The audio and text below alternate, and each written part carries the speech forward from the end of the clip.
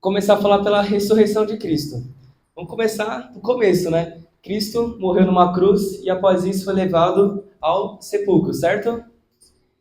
Bom, depois disso, Cristo ficou com o corpo dele lá, morto, durante 3 dias. Depois disso, ele ressuscitou. Isso vocês já estão lembrados, né? Mas a pergunta é, o que Cristo ficou fazendo durante esses 3 dias? Ele ficou lá morto, simplesmente parado? Não. O que aconteceu? Durante esse tempo, houve uma separação da alma e do corpo de Cristo. Ora, como assim? Vamos lá. O corpo de Cristo ficou no sepulcro, certo? Enquanto a alma de Cristo desceu à conhecida mansão dos mortos. Quem já ouviu falar da mansão dos mortos? Vocês sabem o que é a mansão dos mortos? Ou tem dúvida ainda?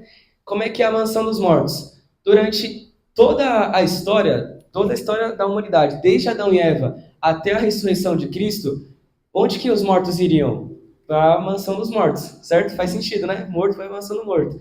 Então, como é que funcionava? As pessoas que foram justas aqui na Terra iriam ser levadas com Cristo aos céus, e os injustos padeceriam no inferno, certo? Então, Cristo desceu à mansão dos mortos justamente para levar aqueles que foram justos durante toda a história da humanidade para ascender aos céus com ele. Mas, só para vocês terem uma noção, estava todos os profetas do Antigo Testamento, como Abraão, Isaac, Davi, estava todo o pessoal, até Adão e Eva, né? Enfim, e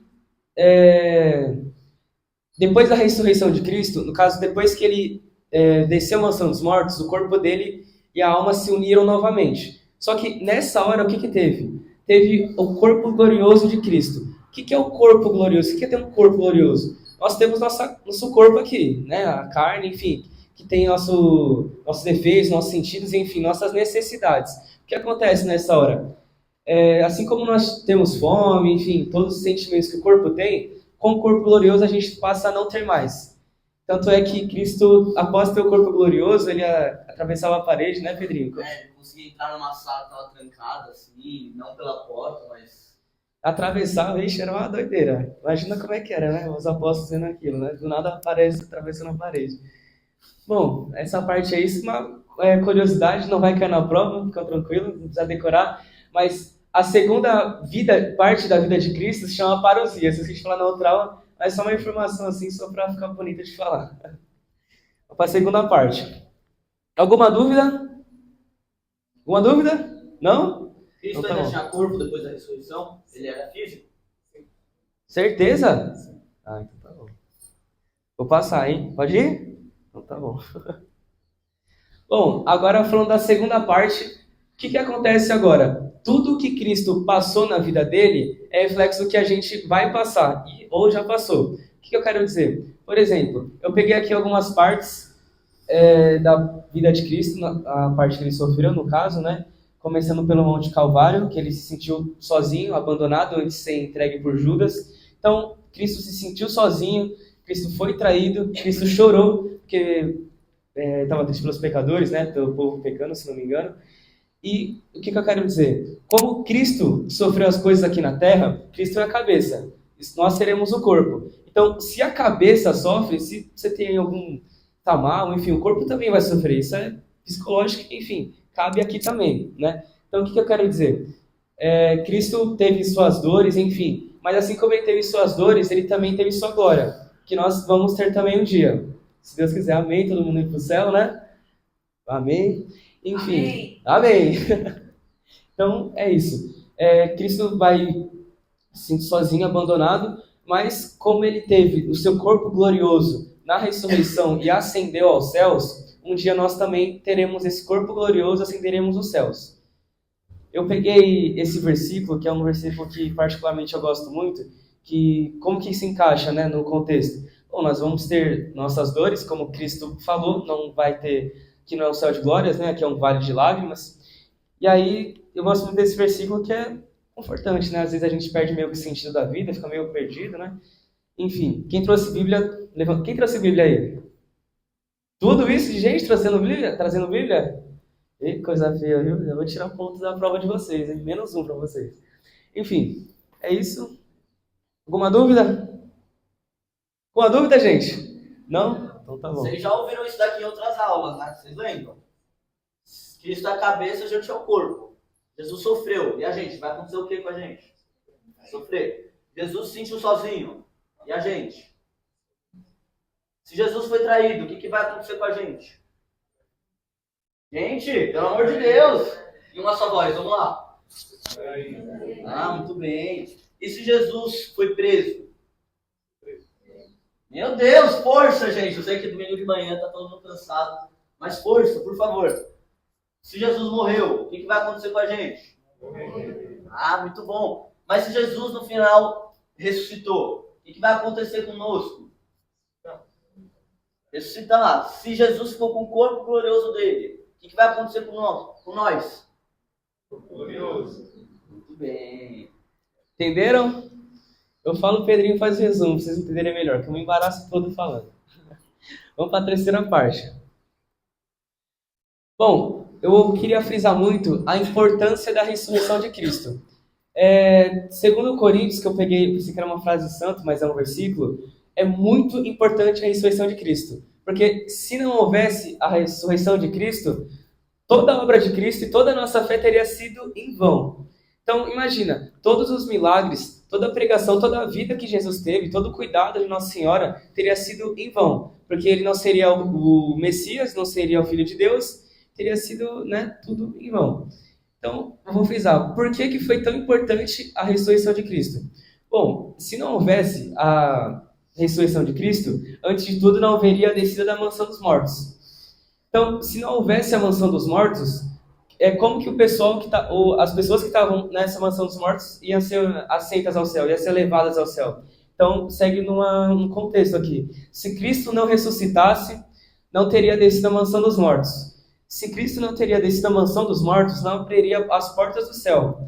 E sem abrir as portas do céu, todo o sacrifício teria sido em vão. Porque todo o povo que estava no pecado, que tinha toda a promessa que ia ter um contato humano novamente entre Deus e o homem, teria sido em vão. Porque vocês lembram, em aulas passadas, que não tinha um contato humano com o homem, né? Não, humano com o homem, contato divino com o homem, por causa do pecado original. Lembram? Que bom. Então é isso. Por isso que foi tão importante a ressurreição de Cristo. Uma dúvida? Não? São muito quietos. Quieta? Meu Deus. Passar para a última parte aqui da minha. Uma coisa muito importante de se entender, porque é muito falado ao mundo afora, porque é pregado em outras religiões que não cremos, é a reencarnação. Tem muita diferença que, primeiramente, nós católicos não queremos na reencarnação. O que é a reencarnação? Todos nós temos um espírito, certo? Pelo visto, só o espírito de vocês está aqui, porque o corpo, meu Deus, está dormindo ainda. Então, todos nós temos um espírito. Mas o que crê na reencarnação? Bom, muitas religiões como o espiritismo kardecista, religiões de matriz africana como a Umbanda, Candomblé, enfim, entre outras, creem na reencarnação. O que é a reencarnação? É você ter diferentes corpos com o mesmo espírito, em diferentes tempos. Por exemplo, vou pegar um exemplo de quinta. Por exemplo, olha, terceira vez falando exemplo. Tô nervoso, perdão. Na quinta, igual eu falei. Por exemplo, tem o Tim Maia. Tim Maia morreu, mas vamos supor que ele ficou com a vida dele cheia de dívida, como outras religiões creem, tem pendências aqui ainda na Terra. Então esse espírito dele vai ter que reencarnar para meio que pagar as dívidas que ele deixou aqui na Terra. Então, é basicamente isso. É crer que a alma renasce em novos corpos para evoluir espiritualmente, para pagar as pendências ou dívidas que essa alma pode ter deixado na Terra. Então, nós... Se a pessoa fez coisa ruim, ela vai reencarnar numa vida ruim. Tipo isso? Não necessariamente numa vida ruim, mas vai reencarnar em outro corpo para ter uma segunda chance. E é justamente isso que a gente não quer, porque nós católicos cremos que só temos uma vida, assim como Cristo morreu uma vez por nós, temos uma vida para, enfim, fazer o que tem que ser feito, que é a missão de ir para o céu. Alguma dúvida? A gente crê na reencarnação, então? Não. Tá bom, tô esperto. Então é isso. É que a questão, assim, por que a gente não crê na reencarnação também, além de tudo isso, né? nós cremos que quem paga os nossos pecados, quem paga a nossa dívida, quem paga os nossos erros, é o Senhor Jesus. Se eu tenho que voltar numa outra vida para eu pagar esse meu pecado, eu não estou crendo totalmente no que Jesus fez na cruz por mim. Né? Como se falasse assim, olha, que lindo que o Senhor fez, o Senhor sofreu, mas assim, não foi suficiente, sabe, para pagar os meus pecados. Eu vou ter que voltar numa outra vida, numa outra época, para eu evoluir e a minha alma pagar esses pecados. Não tem sentido. São premissas contraditórias, né?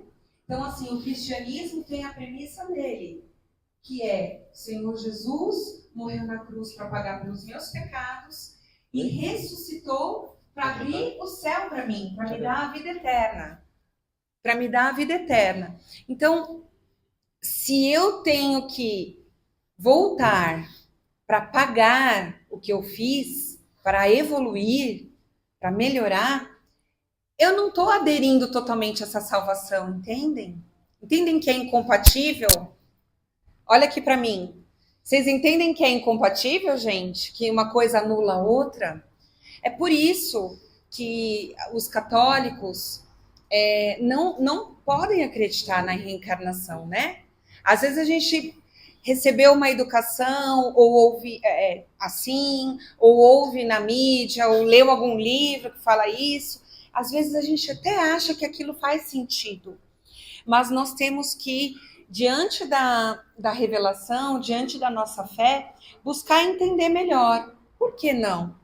Mas eu ainda acredito, Débora, eu ainda tenho resquício dentro de mim, eu acredito. Então vamos buscar, a gente pode buscar aprender, ler, conversar com padres, para entender direitinho e ir purificando essas crenças dentro da gente. Tá bom? Amém? Pois não.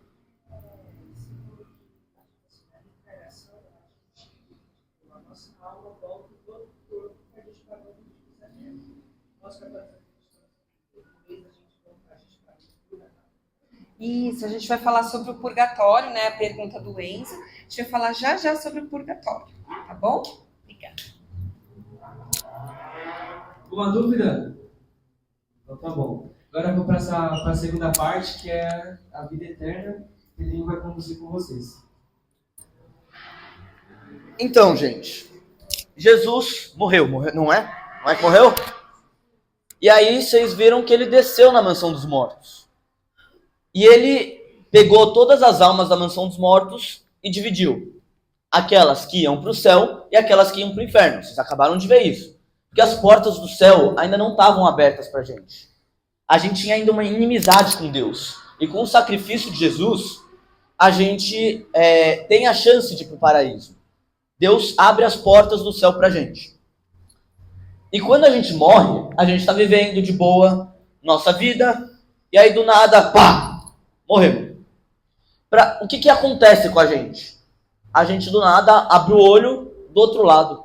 Não está mais na terra, não tem mais um corpo, é só nossa alma. E aí lá a gente vê Deus na nossa frente. E ele vai fazer um juízo. Vai fazer como se fosse um tribunal aqui, em que você aparece e Cristo está como juiz para julgar a sua vida. Para julgar o que você fez aqui na terra. As suas ações, né? E Nossa Senhora está lá para ser a nossa advogada. O nosso anjo da guarda também está lá para ser o nosso advogado, para interceder por nós, para falar ao nosso favor a Deus. E quem está lá para ser o promotor? Para acusar a gente? Para querer levar a gente à perdição? Quem que vai ser esse? Vai ser o coisa ruim, vai ser o demônio. Então, o demônio, ele vai começar a tentar trazer a nossa alma para o inferno, para a perdição. E Cristo vai julgar as nossas obras, vai julgar o que a gente fez aqui na terra. Quais que foram os frutos que a gente deu aqui? Quais que foram, o que a gente fez para agradar a Deus, para amar também o próximo. Se a gente seguiu os mandamentos, se a gente foi um bom católico, um bom cristão. E esse juízo, logo depois da morte, é o que a gente vai chamar de juízo particular. Porque é aquele juízo íntimo da pessoa. A pessoa morre, está tendo um juízo particular dela. E lá, Deus vai determinar qual dos lugares ela vai depois da morte. Porque a gente acredita em vida após a morte. Tá certo? Alguma dúvida sobre juízo particular?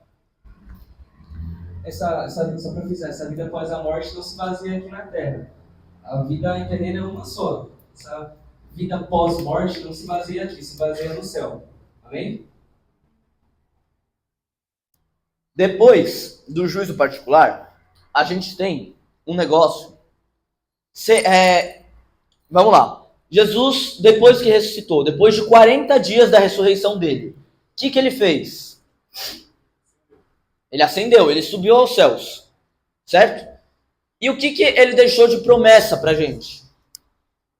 Que ele voltaria. Um dia ele foi lá na ascensão, mas ele prometeu que um dia ele volta. A gente não sabe quando, não sabe como, mas a gente sabe que um dia ele volta. A gente tem esperança nessa segunda vinda de Cristo.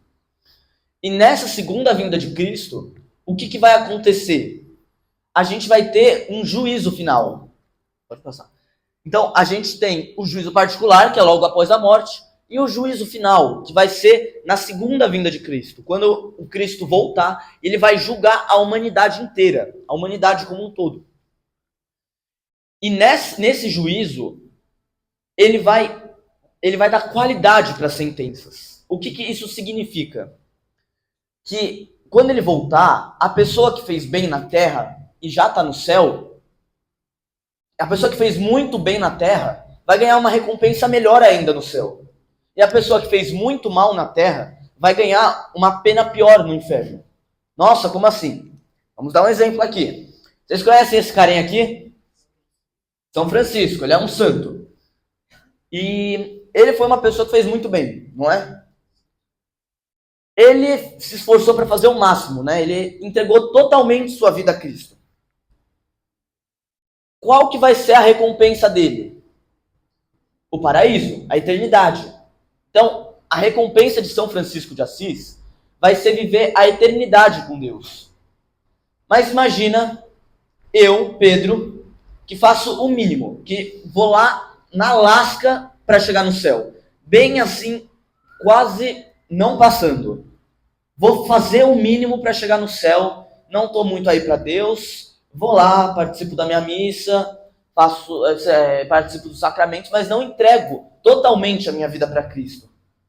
Beleza, eu posso até ir para o céu, mas minha recompensa no céu vai ser a mesma que a dele? Esse santo que se entregou inteiramente a Deus, que amou o próximo de uma forma que Cristo mesmo amou a gente, se inspirando em Cristo, sendo um espelho de Cristo, um exemplo de Cristo aqui na Terra pra gente, eu vou receber a mesma recompensa que esse cara?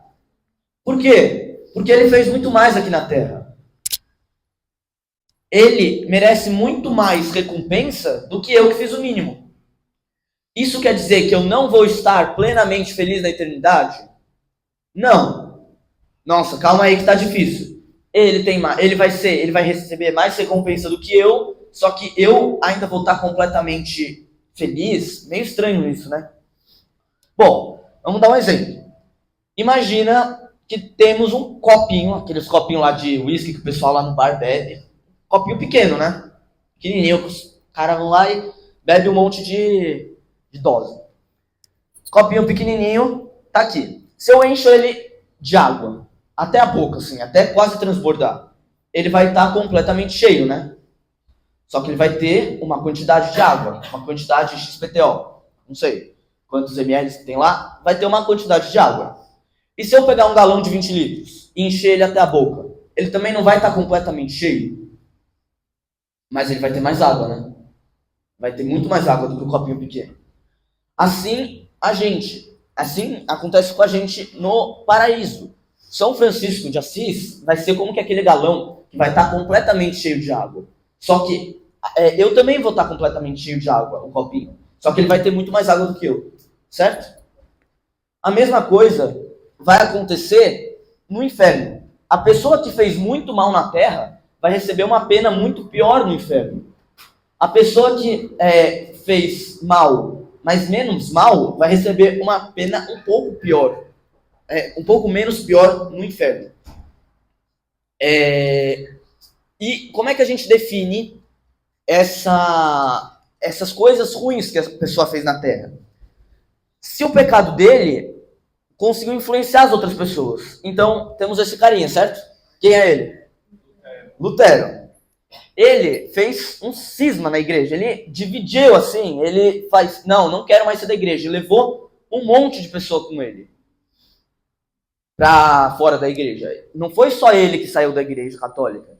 Ele e mais um monte de pessoa. E influenciou um monte de outras pessoas. Calvino, Henrique VIII, né? E começou a virar uma bagunça.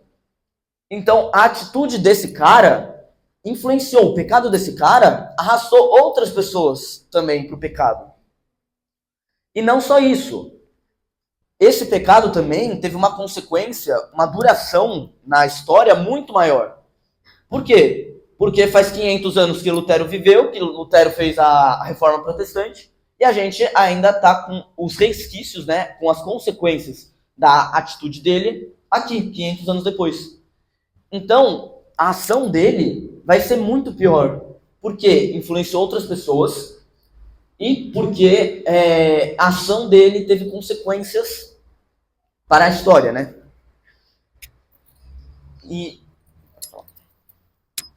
desculpa, só para vou te dar a palavra logo para você perguntar. Antes de mais nada aqui, exemplos são sempre difíceis de colocar, então eu queria colocar uma coisa para vocês.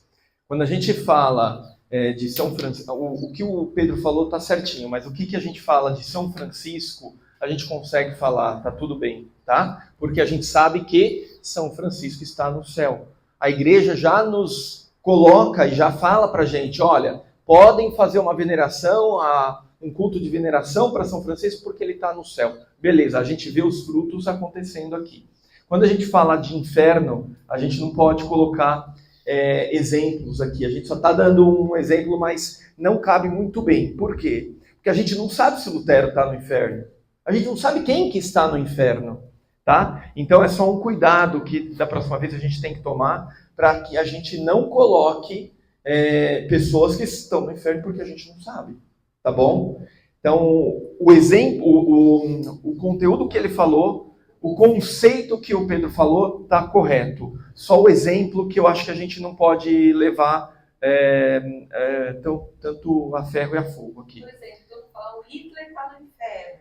Hitler está no inferno. Putz, grila. Pode ser que sim, pode ser que não. A gente não sabe. Né? Vocês entendem isso? Então, para uma próxima aula a gente vai tirar esse exemplo aqui, porque exemplos desse tipo de coisa é difícil, tá? Mas como conceito, como conceito faz sentido, tá bom? Diga. Eu tenho uma dúvida. Não que eu simpatize com a forma protestante, mas Lutero, ele fez propositalmente para dividir tanto assim, ele tinha toda essa ideia de dividir em várias vertentes da Igreja Católica. Se Lutero tinha a ideia de que ele fazendo o que ele fez, ele ia conseguir dividir em várias vertentes. Porque ele falou que o pecado aumenta quando ele tem uma influência maior e um tempo de duração maior.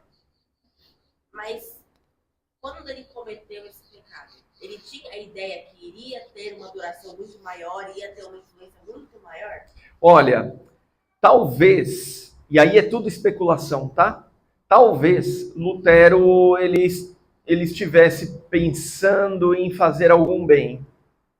Talvez. Talvez sim, talvez não. Porque pode falar. Algumas coisas que eu já li em outros lugares, alguns erros que alguns membros da Igreja Católica cometeram por eles não deveriam estar lá. Tipo, venda de cargo da igreja. Isso daí já tinha sido abolido anos antes. É uma mentira histórica que as pessoas usam para defender Lutero. Vamos fazer o seguinte, essa questão de Lutero acho que não entra no caso aqui, tá? A gente vai fugir muito do tema. Depois a gente conversa no particular. Mas, de qualquer forma, a gente não consegue saber a intenção do coração das pessoas. É isso que eu estou querendo dizer quando a gente fala de exemplo para ir para o inferno. A gente não sabe a intenção do coração das pessoas. A gente não pode julgar as pessoas e as suas intenções quando a gente está falando... A gente pode falar, olha, o que a atitude da pessoa fez, objetivamente, ela está errada. Né? Se eu estiver aqui ensinando vocês que roubar é certo, objetivamente eu estou fazendo um erro. Tá? Agora, o que está no meu coração? Ninguém sabe. Pô, será que ele está querendo prejudicar a classe toda? Ou será que é a ignorância do Ivan e falar isso aí? Vocês nunca vão saber qual que é a intenção que eu tenho dentro do coração. Assim como a gente não tem a ideia do que se passou no coração das pessoas. Por isso que a gente não pode afirmar se uma pessoa está ou não condenada. Tá? A gente não tem isso. Que acho que eles colocaram que teve uma santa mística que teve uma visão. Mas a santa... Apesar da igreja não ter falado isso, tipo assim, não é dogma. Não é dogma, tá? Acho que é só para ilustrar. Isso daqui é mística, que tem visões e tudo mais. A gente está entrando também numa seara que não é para entrar, tá? Porque isso daí não é alguma coisa que a igreja pode afirmar ou não. A gente tem que afirmar só as coisas que realmente são. Tá bom? Mas depois a gente discute, conversa sobre Lutero, propriamente dito. Não é o foco aqui por enquanto, tá bom? Alguma dúvida? Esclareceu melhor aqui. Pode falar.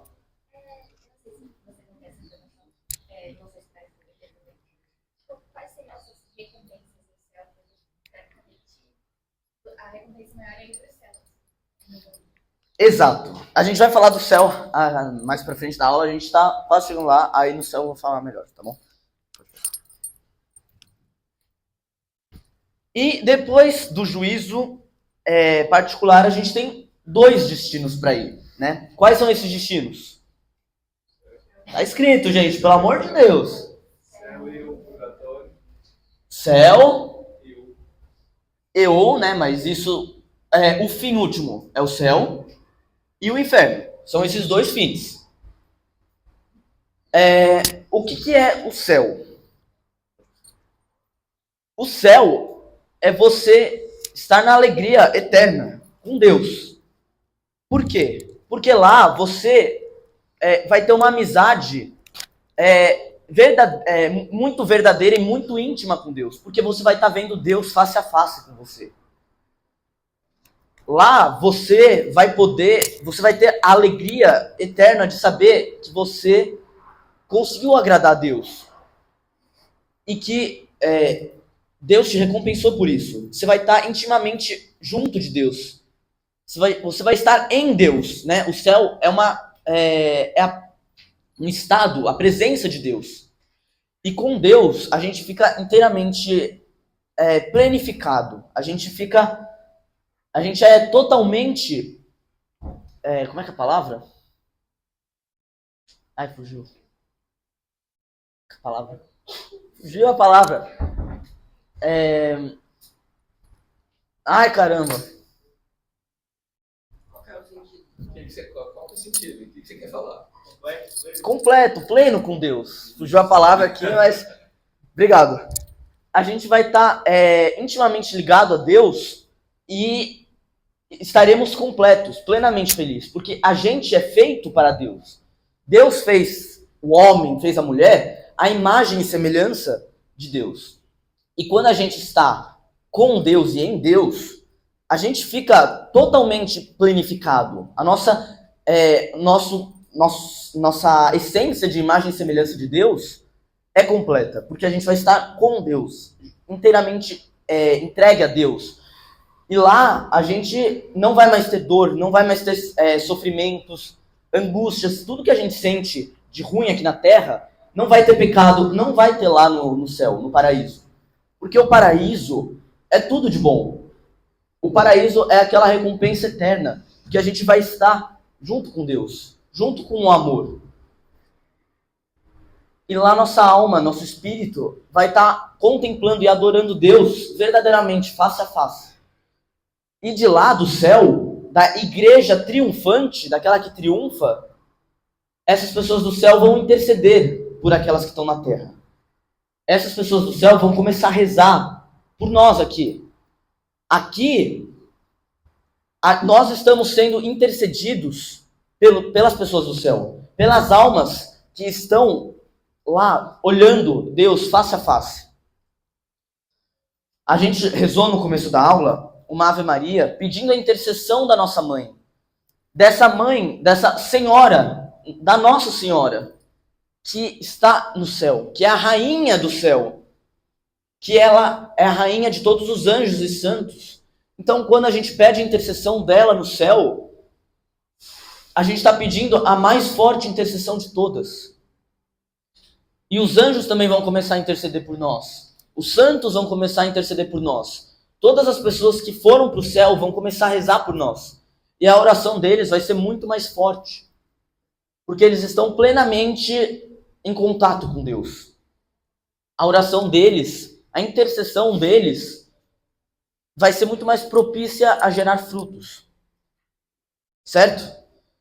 Então, todos nós estamos destinados a ir para o céu. Destinados não no sentido, o meu destino, não tem como eu negar isso. Não, o nosso destino final, o nosso lugar que a gente tem que chegar, nosso fim último, tem que ser o céu. Porque a gente foi feito para o céu, a nossa alma deseja o céu. No nosso coração tem um buraco e a gente nasce com esse buraco. Deus cria a gente com um buraco. E qual que é o tamanho desse buraco? É um buraco do tamanho de Deus. Nossa, como assim do tamanho de Deus? Deus não é infinito. Como pode um buraco ser do tamanho de Deus? Esse buraco do nosso coração, esse vazio do nosso coração é do tamanho de Deus, porque só Deus pode completar esse buraco. Só Deus pode preencher essas lacunas que faltam no nosso coração. Às vezes a gente se sente muito estranho, muito vazio, muito só, porque muitas vezes a gente não está verdadeiramente em contato com Deus. Porque às vezes a gente não tem uma experiência, a gente não está em amizade. Deus não preencheu esse buraco no nosso coração. Deus não está verdadeiramente no nosso coração. Às vezes a gente sente um vazio, uma coisa que não dá para explicar direito. Mas muitas vezes a gente tem que deixar Deus entrar no nosso coração para preencher esses buracos, esse vazio que está no nosso coração. E no céu a gente vai estar plenamente em contato com Deus. Então esse buraco vai ser preenchido de uma forma tão perfeita que a gente, na nossa alma, tão perfeita em nós, que a gente vai estar plenamente feliz, totalmente completo em Deus. Certo? Amém?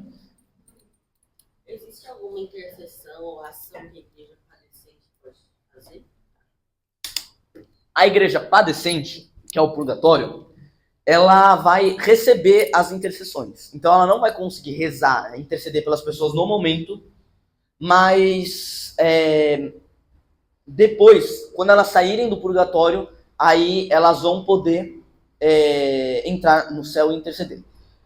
Gente, mais alguma dúvida sobre o céu? Vou aproveitar. Eu achei esse versículo muito interessante, porque ele meio que resume tudo que o Pedrinho comentou. Vamos acompanhar aqui. Nós, porém, somos cidadãos do céu. Então, quando a gente for para o céu, todos nós, por exemplo, quem tem santos de devoção aqui? Eu tenho 3, por exemplo, São José, São Francisco e Santa Teresinha. Todo mundo tem, né? Então, assim como eles são cidadãos do céu, nós também seremos. Imagina que da hora, você está de frente ainda mais Nossa Senhora, por exemplo, São Francisco, Santa Teresinha, isso que é nossa, deve ser o ápice, né? Enfim. E que lá esperamos o Salvador, o Senhor Jesus Cristo, que transformará o nosso mísero corpo, tornando semelhante ao seu corpo glorioso. Então, todo esse corpo que a gente tem se tornará um corpo glorioso, semelhante ao dele, não será igual. Assim como nós somos semelhantes a Cristo, não somos Cristo, somos semelhantes, nós também teremos um corpo semelhante ao dele lá nos céus. Amém? Passa agora para o purgatório que o Pedrinho comentou. Gente, o purgatório é um outro destino da alma? É um outro fim que a gente tem? Então, se o purgatório é um dos 3 fins, é céu, inferno ou purgatório? Não. O purgatório leva ao céu. ele é como se fosse uma sala de espera para chegar no céu. Por quê? Porque os que vão para o purgatório já têm a salvação garantida. Já é certo que eles vão para o céu, que eles vão lá para o paraíso. Entretanto, vocês lembram que para ir para o céu você precisa estar em estado de graça. Ou seja, você não pode ter pecados. Você não pode ter pecado mortal ou venial para chegar no céu. Só que se a pessoa morre sem pecados, mas ainda está com o resquício desse pecado, a marca desse pecado na alma, ela não vai poder entrar impura no céu. Ela não vai poder entrar meio sujinha no céu. Ela tem que entrar totalmente pura no paraíso. Então, para lavar essas manchinhas do pecado, esses resquícios, Deus tem um negócio chamado purgatório, que é uma sala de espera onde vai vir um fogo purificador. E esse fogo purificador vai começar a limpar as nossas almas dessas pendências do pecado, desses resquícios do pecado. E ele é um fogo que, apesar de limpar, apesar de purificar, ele é um fogo que dói. Porque se você passa mertiolate, por exemplo, num machucado no joelho, ele vai começar a sarar o machucado, só que vai arder. E assim, no purgatório, essa purificação que acontece na nossa alma vai doer. E essa purificação vai pegar na nossa alma e vai ser muito angustiante. Não o purgatório é tranquilo, o purgatório eu já vou ter a garantia do céu, então tá tudo bem. Não, o purgatório você ainda vai estar sofrendo. Não é um sofrimento comparado ao do inferno, porque o do inferno é muito pior, mas você tem um sofrimento no purgatório, porque é o último momento que Deus vai te purificar. Uma purificação que vai penar um pouco de você, vai acabar doendo, vai acabar machucando. E também você vai estar angustiado de saber que você vai estar salvo, saber que você já tem a garantia da salvação, mas não consegue estar face a face com Deus. Imagina você sabendo que vai poder entrar na vida eterna, que não vai mais ter sofrimento nenhum, que vai estar frente a frente com Deus, mas não poder entrar agora, porque você ainda tem pendências do pecado. Você está ainda sofrendo pelo pecado que você cometeu. Você está sendo purificado. Imagina que angustiante isso. Você saber que vai ter a salvação, mas não consegue entrar nela ainda. Mas, ao mesmo tempo que essa ciência, esse saber que você vai ter a salvação, é uma angústia de você não poder entrar agora nessa salvação, também vai ser uma esperança de você não se desesperar no purgatório por você saber que um dia você vai no céu. Você bota a sua esperança em saber que um dia esse sofrimento vai passar. E esse sofrimento vai acontecer para que eu seja purificado do meu pecado. Para que eu possa ser digno de entrar no céu. Então, a gente a gente vai saber, a gente vai saber que vai para o céu, vai para o paraíso. A pessoa que está no purgatório não tem mais chance de ir para o inferno. Então, o purgatório não é um outro fim. É só uma maneira de se purificar antes de entrar no céu. Não existe como fim o último céu, o inferno e o purgatório. O purgatório é como você se purifica para entrar no céu. E muitas vezes, muitas pessoas, muitos católicos, eles falam: no purgatório tá bom. Eu vou lutar, vou batalhar aqui na terra para chegar no purgatório. Mas isso não tá certo. Porque é uma grande falta de caridade. Deus não entregou o mínimo quando ele foi crucificado. Deus não fez o mínimo para nossa salvação. Mas ele se entregou inteiramente. Na cruz, ele se entregou totalmente por nós. Seria uma grande falta de caridade, uma grande injustiça a gente se entregar pela metade, só para chegar no purgatório. Seria uma grande incoerência a gente ficar com um pé na igreja e um pé no mundo. se entregar metade a Deus. Quando estou aqui na igreja, eu sou uma pessoa, eu sou aquele santinho, mas quando eu estou fora, eu sou uma outra pessoa. Eu sou uma pessoa que tenho conversas com os meus amigos que não são boas, que pensa coisas boas, que pensa coisas que não são boas, que faz ações que vão contra a vontade de Deus. Não adianta ter um pé aqui na igreja e um pé no mundo, visando chegar no purgatório. Porque quem mira para ir no purgatório vai acabar se perdendo. Assim como a pessoa que estuda para tirar um 6, para só passar, não entrar de recuperação, para passar no mínimo possível, não vai conseguir tirar mais do que 6. Porque se eu estudo o mínimo possível, eu vou acabar tirando 3, 4. E eu não passo.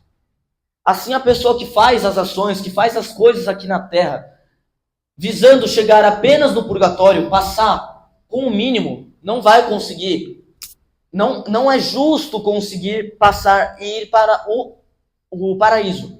Porque mesmo as pessoas que lutam para ir para o paraíso têm dificuldade, e muitas delas acabam, mesmo que lutando para ir no céu, acabam indo para o purgatório. Quem dirá a pessoa que luta para ir no purgatório? Quem dirá a pessoa que vai fazer as ações com o mínimo, falando, no purgatório eu termino de me purificar, e aí eu vou para o céu e está tudo bem. Não está tudo bem. Porque o purgatório não é um lugar que vai ser suave, que vai ser um lugar de paz. A gente ainda vai ter um sofrimento. E a pessoa que luta para ir no purgatório vai acabar se perdendo. Para comentar aqui, alguém já ouviu falar de Santa Faustina? Santa Faustina foi uma santa, né, Santa Faustina, que teve visualização e conversava com Jesus. Então, aquele quadro que, não sei se dá para enxergar muito bem, que é o quadro da Divina Misericórdia, que é um lado joga sangue e outro lado joga água, foi Santa Faustina que teve essa visualização. Aí, Santa Faustina foi a que criou o terço da misericórdia, que é justamente rezando, enfim, para Cristo e a piedade da gente. É muito importante frisar essa frase dela, que ela comentava que as almas do purgatório rezavam com muito fervor, mas não tinham resultado, porque apenas nós que somos da terra aqui podemos ajudá-las a subir. Isso aqui é muito importante. Às vezes a gente não tem dimensão da importância da nossa oração pelas almas do purgatório, que é muito importante, né? Tanto é que o livro dela comenta muito sobre isso. E Santa Gertrudes também foi uma santa que teve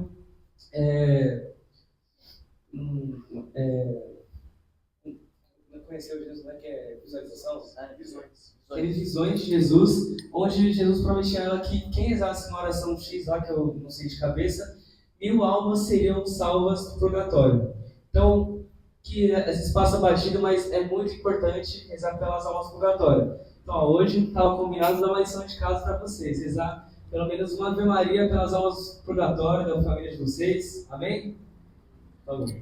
Isso até, obrigado porque você me lembrou, isso até responde a sua dúvida, que eu ia acabar esquecendo. Mas as almas do purgatório que estão padecendo, elas ainda não vão conseguir interceder, porque elas estão ainda em processo de purificação. Quem vai interceder pelas almas do purgatório? O céu, a igreja triunfante, o paraíso e a gente. A gente, como bem o Mauro falou, a gente tem essa missão de rezar pelas almas do purgatório, de interceder por elas. Porque se a gente reza pelas almas do purgatório, uma alma pode diminuir o tempo que ela vai ficar no purgatório.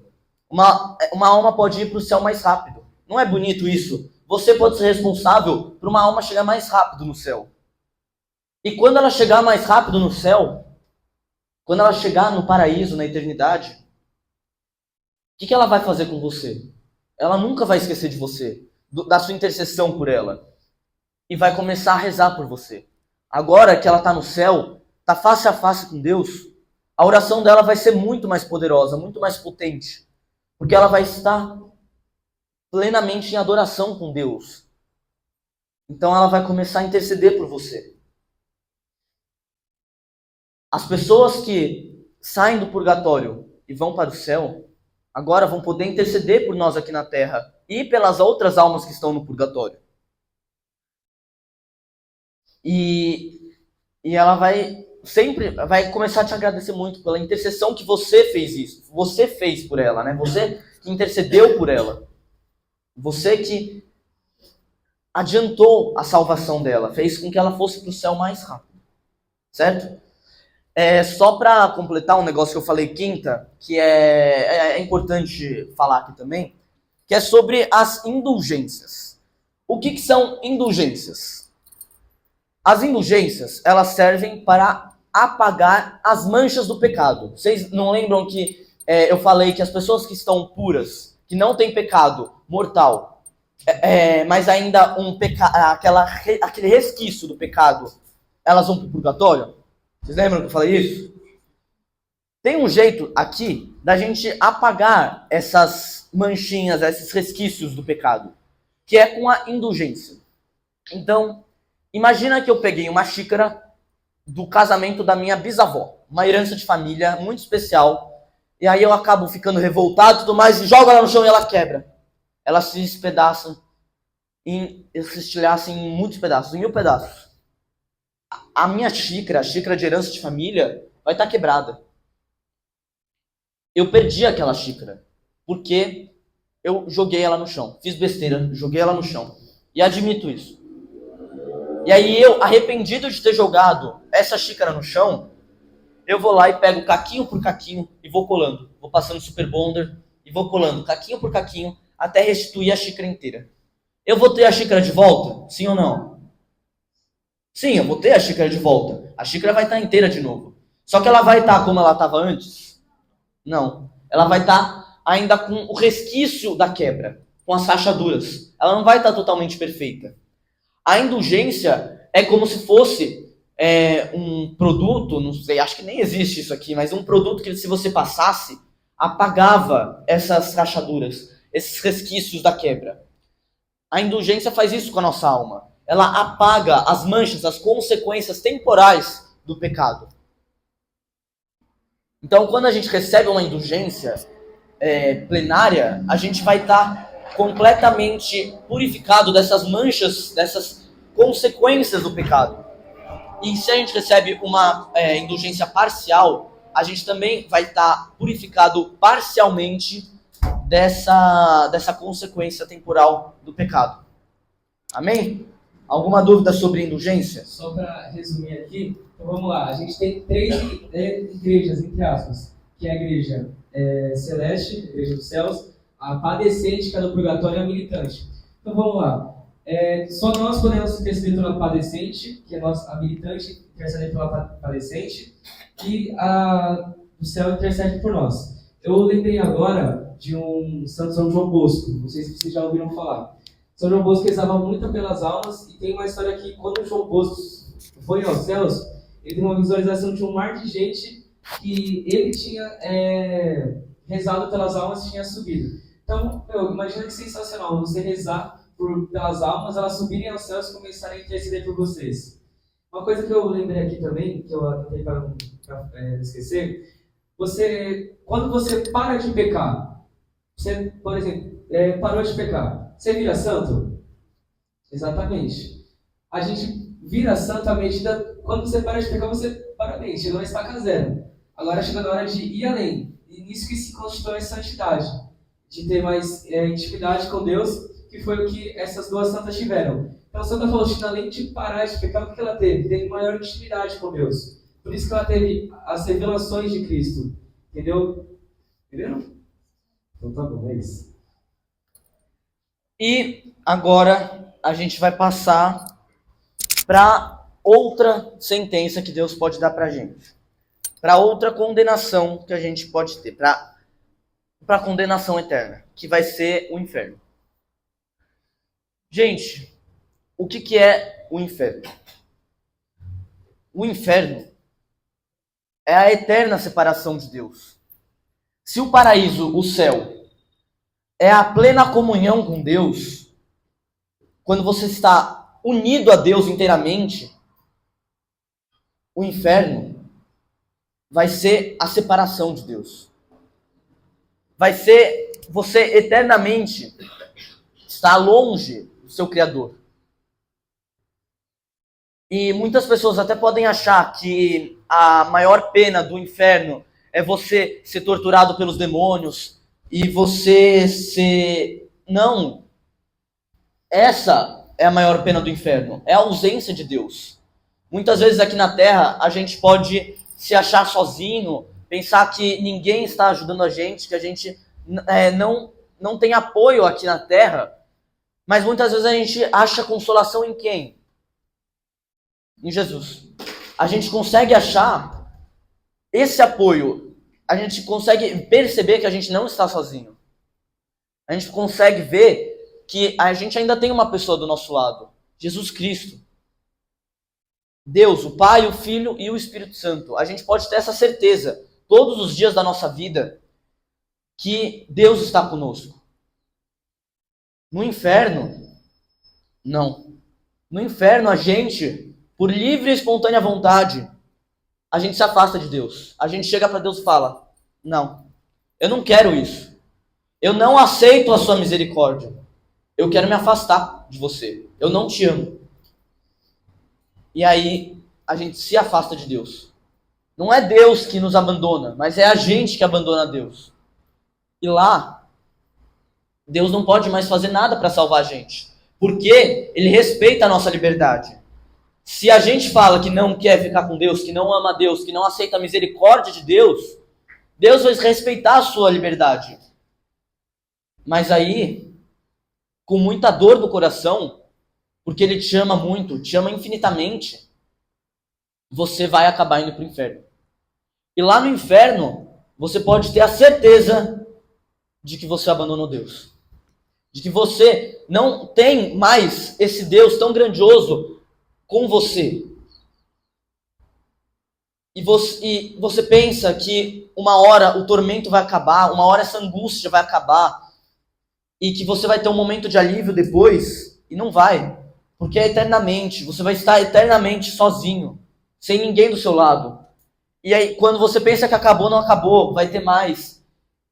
E aí vem a tortura eterna, a pena eterna, o fogo que queima, não para purificar que nem o fogo do purgatório, mas o fogo que vem para torturar as pessoas. O fogo que dói na alma. O fogo que queima na nossa alma, não de um sentido bom que nem o fogo do Espírito Santo, mas com um sentido mau. Um sentido que a gente cai na perdição eterna. Para sempre. Eternamente. A condenação eterna. E esse sentimento, essa dor é tão profunda que a gente tem vontade de morrer. A gente tem uma vontade de morrer e acabar logo com isso. Mas a gente já morreu. E o inferno é essa morte eterna. É essa angústia de morrer eternamente. Essa angústia multiplicada por infinito. De que a gente está morrendo eternamente. A nossa alma está morrendo, a nossa alma está na perdição. E Deus fica muito triste com isso, porque Ele fez a gente para o céu. Ele fez a gente não para as coisas terrenas, não para o inferno, Ele fez a gente para a eternidade, para viver com Ele. E muitas vezes a gente escolhe se afastar de Deus, por nossa vontade. A gente escolhe abandonar Deus. E a gente vai acabar caindo no inferno. A gente vai acabar padecendo no inferno. Muitas vezes, algumas pessoas até nem acreditam no inferno. E isso é o que o demônio gosta. Porque se a pessoa não acredita no inferno, ela não vai batalhar para fugir do inferno. Ela não vai tentar ser melhor para fugir da condenação. Ela vai indo, vai pecando, já que não tem inferno mesmo, eu não vou sofrer depois.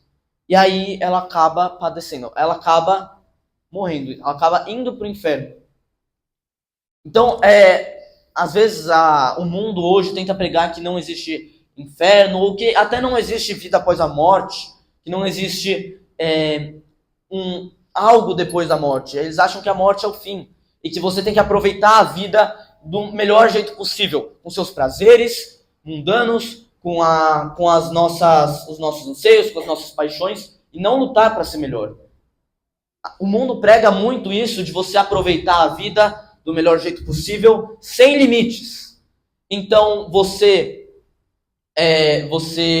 faz o que você quiser, na hora que você quiser, sem esse limite, sem esse desejo de ser melhor. E o inferno existe, gente. O inferno existe e ele está cheio. Muitas almas, elas padecem no inferno. Elas morrem eternamente no inferno. E lá, elas são condenadas eternamente. E uma passagem de Mateus que está falando que Jesus, quando ele estiver lá à direita do Pai, ele vai olhar para aqueles que desagradaram a Deus, para aqueles que não amaram a Deus, não amaram o próximo, não fizeram o que Deus queria, não amaram a Deus inteiramente de todo o coração. Muitas vezes aqueles que tiveram vergonha de Deus quando estava com os amigos, que escondeu a fé por medo de ser ridicularizado, de ser zoado pelos próprios amigos, tentou esconder a fé, teve vergonha de Jesus. E Jesus, quando estiver lá no juízo, vai falar: retirai-vos de mim, malditos. Eu não conheço vocês. Aqueles que tiverem vergonha de Cristo na frente do mundo, Cristo vai ter vergonha deles na frente do Pai. Aqueles que esconderem a fé por medo de serem perseguidos, Cristo também não vai deixar que eles entrem no céu, porque eles tiveram medo da fé. Pedro também teve medo. Teve uma hora, quando Jesus estava preso e interrogado pelos sacerdotes, que começaram a perguntar para Pedro: ei, você é Pedro, aquele cara que seguia Jesus. E aí ele, desesperado, falava: não, eu não sou. E aí falaram de novo para ele: não, você eu te vi junto com ele, junto com Jesus. E aí de novo Pedro nega Jesus, falando: não, eu não sou, não sigo esse daí. E assim ele negou 3 vezes a Cristo. Mas qual que foi a diferença de Pedro, que traiu Cristo, e Judas, que também traiu Cristo? Qual que foi a diferença dos dois? A diferença é que Pedro se arrependeu do que ele fez e aceitou a misericórdia. E a partir daquele momento, que Jesus pergunta, depois da ressurreição: Pedro, tu me amas? Senhor, tu sabes tudo, tu sabes que eu te amo. Apacenta as minhas ovelhas. A partir daquele momento, Pedro nunca mais negou a fé. Pedro começou a buscar uma santidade que Judas não buscou. Judas também não ficou arrependido do que ele fez, mas ficou desesperado do que ele fez. E ele, no seu desespero, se matou. Ele não aceitou a misericórdia de Deus. E muitas vezes a gente acaba traindo Jesus por 30 moedas de prata, ou muito menos, que nem o meu irmão já falou na aula. Às vezes a gente que tem uma caminhada longa com Cristo, bem mais de 3 anos, que foram os anos que os apóstolos ficaram com Cristo, a gente trai Jesus por muito menos de 30 moedas de prata. Mas a misericórdia de Deus é muito maior do que o pecado.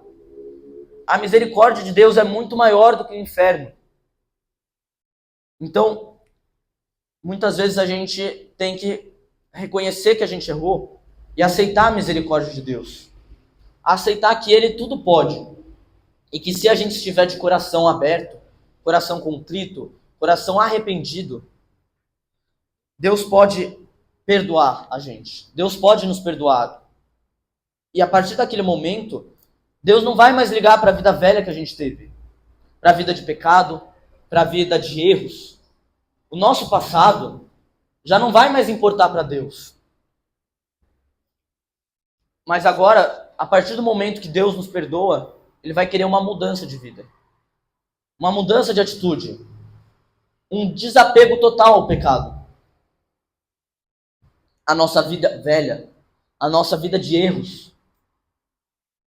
Deus vai pedir pra gente uma transformação total do nosso ser. Para que a gente possa seguir no caminho de Deus. Para que a gente possa cumprir verdadeiramente a vontade dele. Uma coisa engraçada que eu estava pensando é que em algum momento da nossa vida a gente já pode ter duvidado da essência de Deus, mas a gente nunca duvidou da existência do inferno. Já paramos para pensar nisso?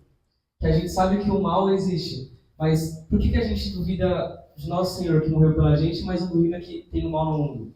É aí que eu quero chegar. Satanás não é um anjo qualquer. Satanás era uma pessoa, um anjo que estava nos céus, junto com Deus, junto com Miguel, junto com Gabriel e Rafael. E por soberba virou quem ele virou. O que eu quero dizer?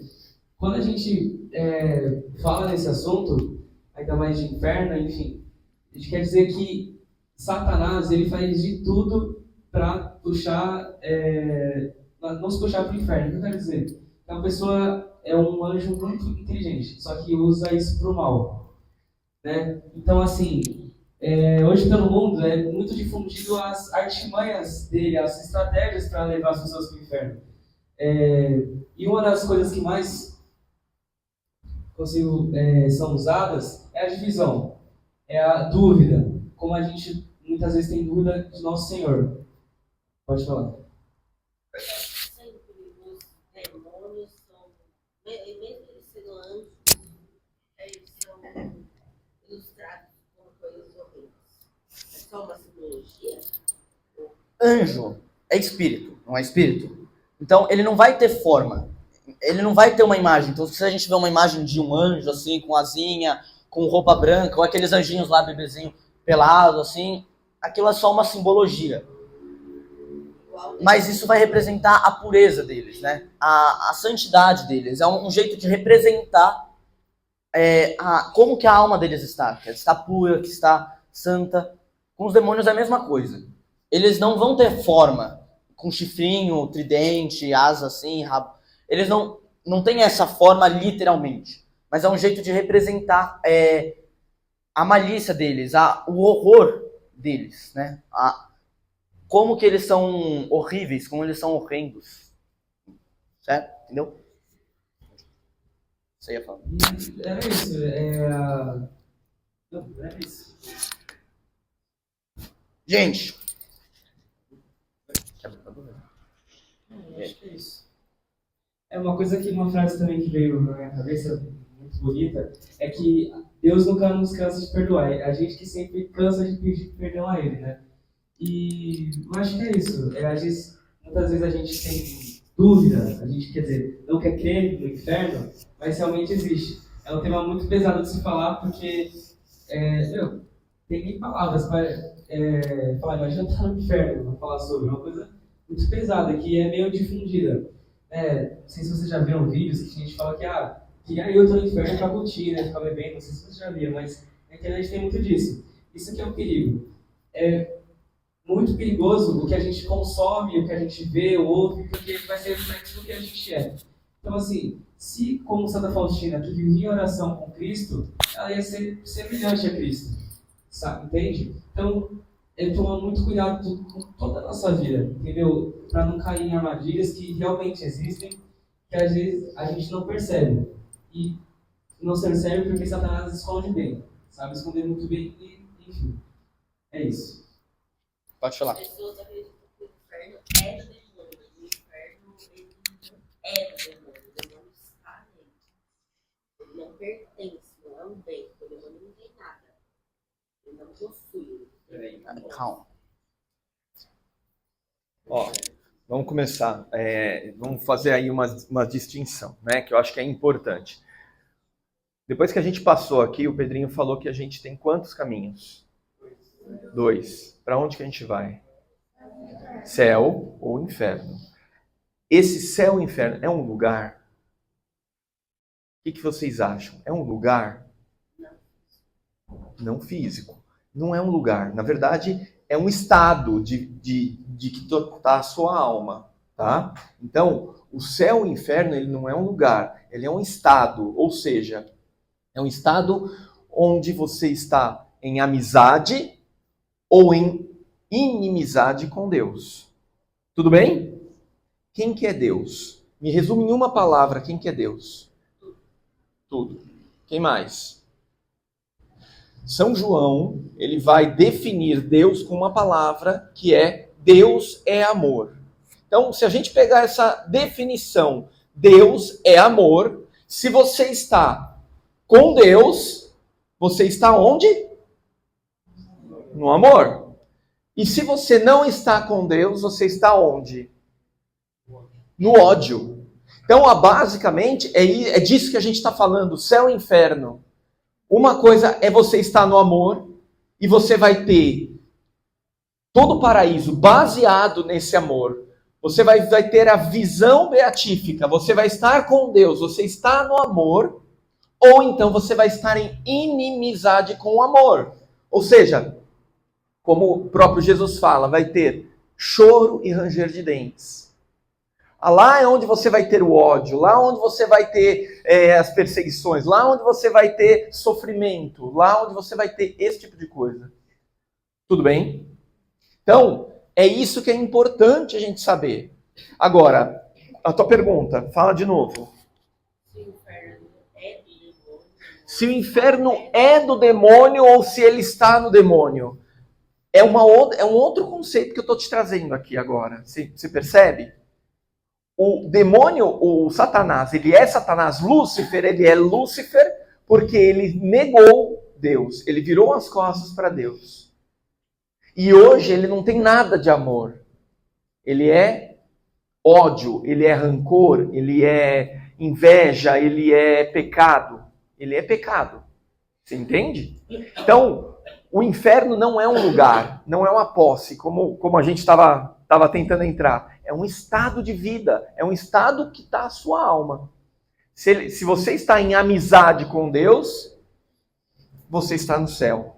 Se você está em inimizade com Deus, você está no inferno. Se você amou na sua vida, você amou, ou seja, você está com Deus.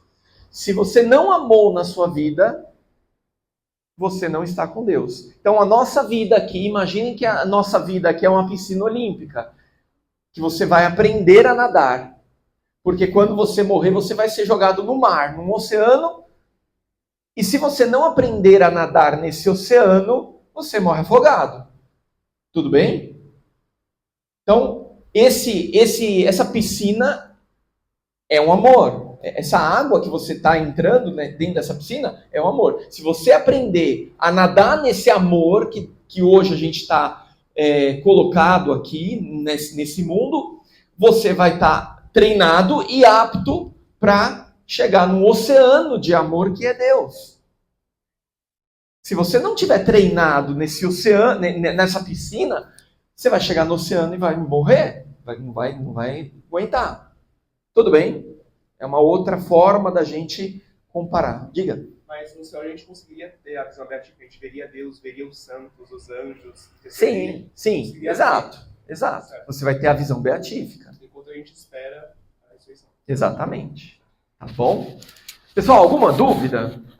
Tema polêmico, né? Tudo bem com vocês? Diga. Então, acho que foi na minha crise que a falou que a Virgem Maria estabeleceu no purgatório, mas eles falam que a igreja não pode fazer você deveria acontecer. Você entende quando a gente fala que assim, não é um local, purgatório não é um local, o céu não é um local, inferno também não, né? Na verdade, o purgatório, quando você fala de céu e inferno, você está falando de um estado de vida, né? Se você tiver em amizade comigo, a gente está junto, a gente está conversando, a gente está batendo papo, tudo mais, não é verdade? Se você falar, não, eu odeio o Ivan, eu vou virar as costas para ele, você não vai estar aqui, você vai estar longe, né? Então, quando você está falando de céu, quando você está falando de Deus, é a mesma coisa que praticamente é uma relação que dá para a gente espelhar com essa nossa relação que a gente tem aqui.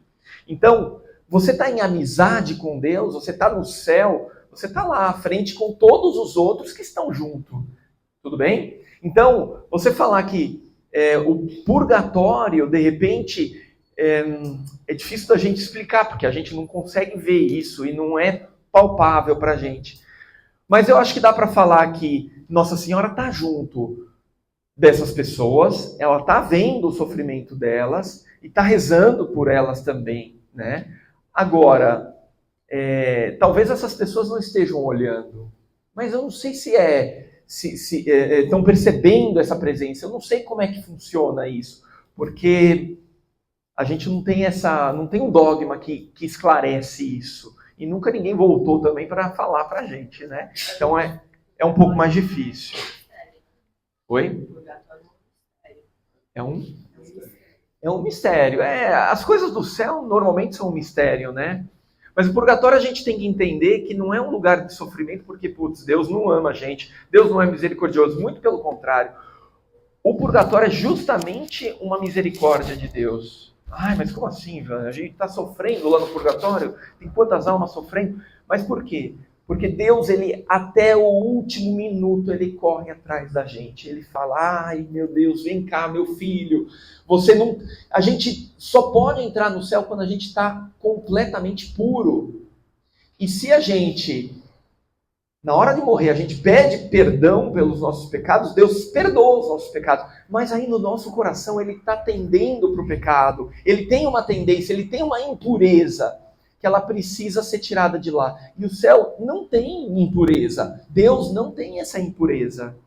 Então a gente precisa, Deus, ele deve pensar o seguinte, gente, eu preciso ajudar esses meus filhos de alguma forma, porque eles são meus amigos. Apesar de estarem bem sujinhos, né? Mas eles são meus amigos, eu quero que eles estejam lá. Né? Eles não são meus inimigos, eles não me negaram. Então, Deus vira e fala assim, não, tudo bem, então vamos para o purgatório, né? Nesse lugar fictício aqui, que não é lugar, mas vamos para o purgatório, vamos tomar um banho aqui. Ah, mas eu não gosto de tomar banho, né? Muita criança pequena fala isso, não gosto de tomar banho, mas precisa, né? E aí esse sofrimento que a gente tem no purgatório é para limpar mesmo, para purgar. Purgar significa limpar esse coração, limpar esse pecado que a gente tem, que a gente carrega com a gente. Faz sentido? Isso que a Antonella falou sobre a questão de Nossa Senhora ter ido para o purgatório, porque também tem muitas histórias que não são confirmadas pela igreja Tem uma que eu me lembro que eu gosto muito, é de um monge que vendeu a própria alma e ele se arrependeu, implorou para Nossa Senhora, passou meses rezando e ela desceu aos infernos e conseguiu resgatar o contrato que ele tinha feito com o demônio. Mas também tem de almas do purgatório que Deus pode dar o dom delas aparecerem pedindo por intercessões. Então, a questão dos santos poderem interceder, eles podem, mas a questão de descer é algo meio difícil de falar. Então, isso não é dogma, né? Então, são histórias. São histórias.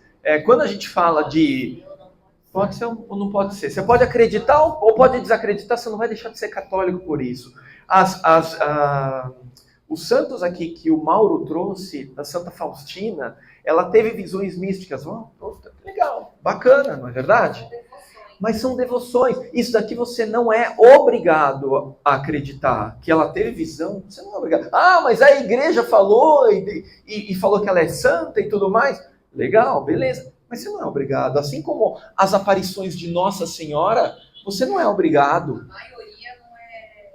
Você não é obrigado. Eu acredito, Ivan, você acredita na aparição de Nossa Senhora de Fátima? Acredito. Eu acredito. Mas eu sou mais ou menos católico se eu não acreditasse? Não.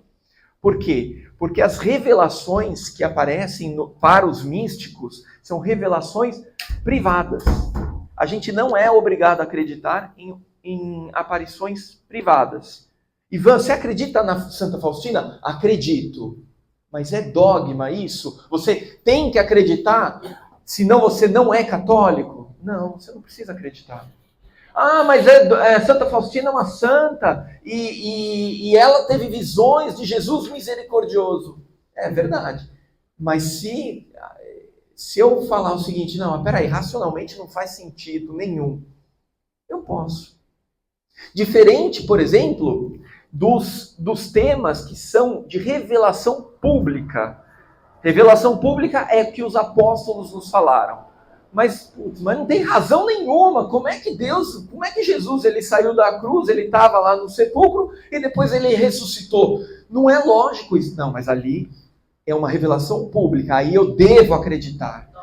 Aí é dogma, isso, exatamente. Ali é dogma. Tudo bem?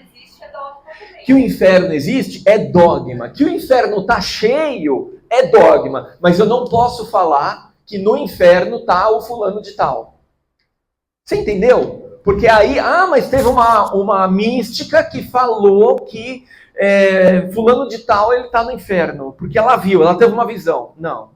Isso daí é uma revelação privada. Posso acreditar ou posso não. Putz, tudo leva a crer que sim. Mas eu não posso... Mas eu não posso afirmar com toda certeza. Tudo bem? Dúvidas? Então tá.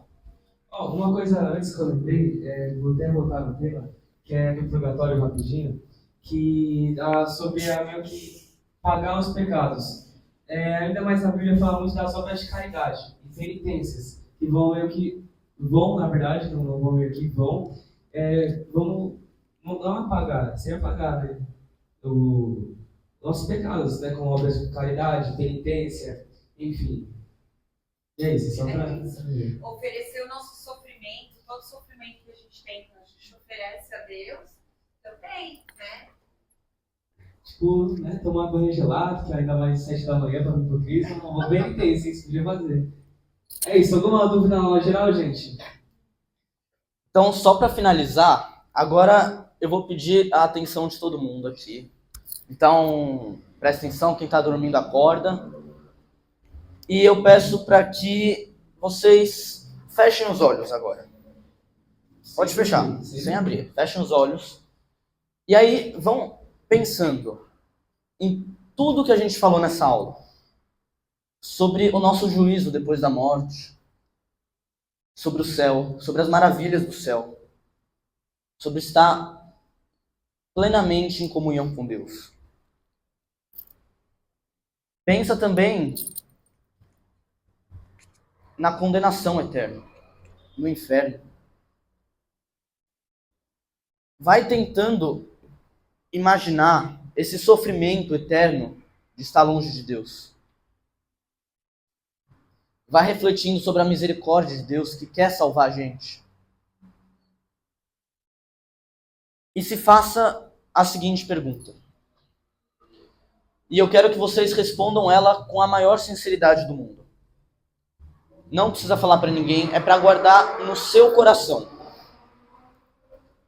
Se eu morresse agora, para onde que eu iria? Será que eu iria para o céu? Será que eu seria digno de, com os anjos e com os santos, ir para a felicidade eterna?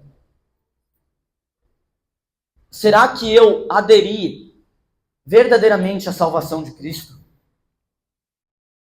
Ou não? Ou será que eu não amei a Deus?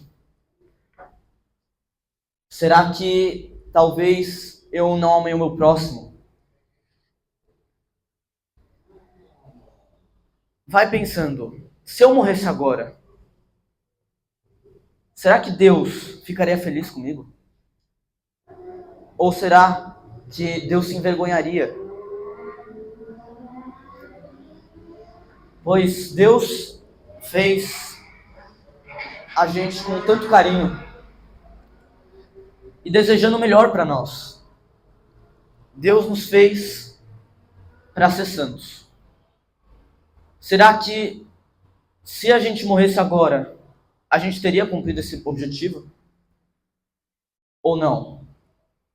Ou será que a gente foi arrogante, foi vaidoso? Será que a gente teve muitos pecados que desagradassem a Deus? E vai pensando, o que eu posso fazer para agradar esse Deus tão misericordioso? Deus já faz tanto por mim, já morreu numa cruz, entregando todo o ser dele, inteiramente. Deus já deu 99% dos passos para a gente ser salvo. Mas Ele quer, hoje, que você dê esse 1% que falta. Que você apenas estique a mão e segure na mão de Deus. Que você apenas consiga aderir à sua misericórdia. E vai tentando botar como propósito, a partir de hoje, a partir desse dia, que o Pedrinho e o Mauro, que o Ivan e a Débora, que todo mundo aqui do Crisma está oferecendo para vocês uma proposta de mudança de vida. Fecha o olho, fecha o olho.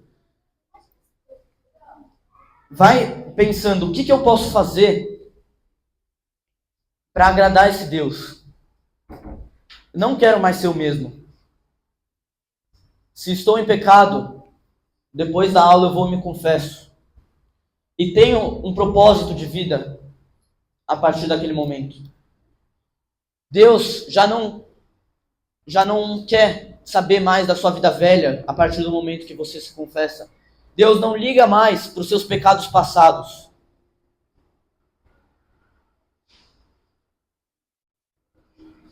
Mas Ele quer agora um propósito, uma mudança de vida.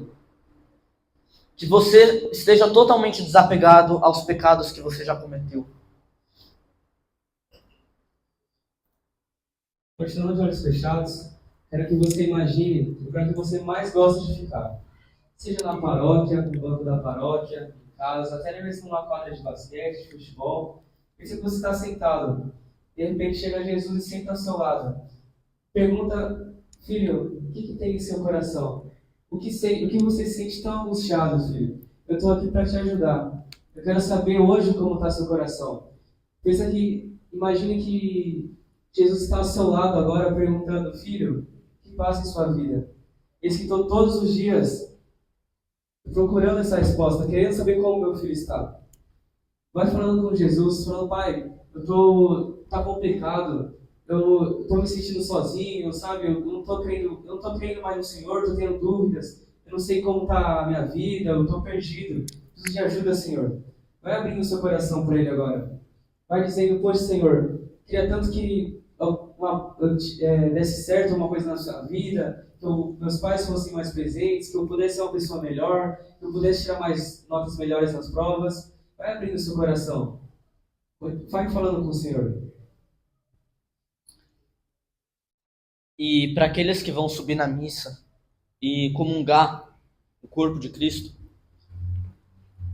peçam ajuda para Nossa Senhora.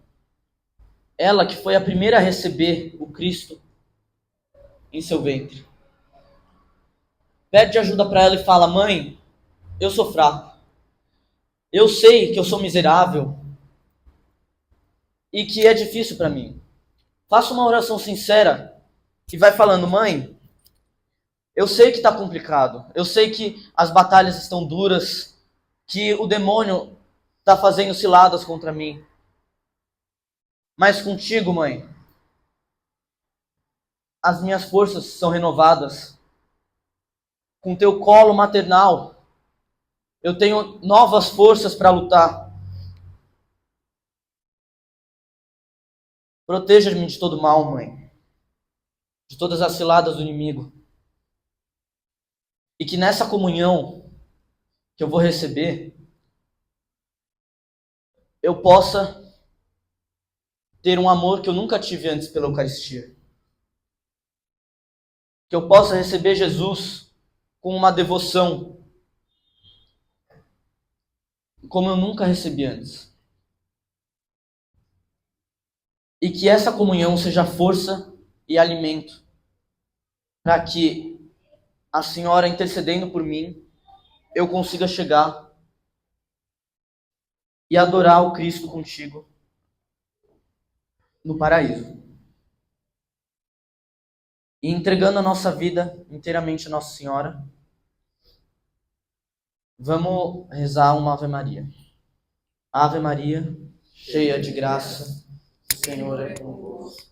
Bendita sois vós entre as mulheres, bendito é o fruto do vosso ventre, Jesus. Santa Maria, Mãe de Deus, rogai por nós, pecadores, agora e na hora de nossa morte. Amém? Bom, agora a gente vai para a segunda parte da aula.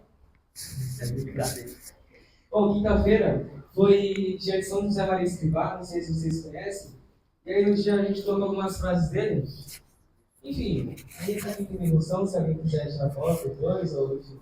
A frase mais conhecida dele é que a tua vida é um mistério, ser útil, seja rasto.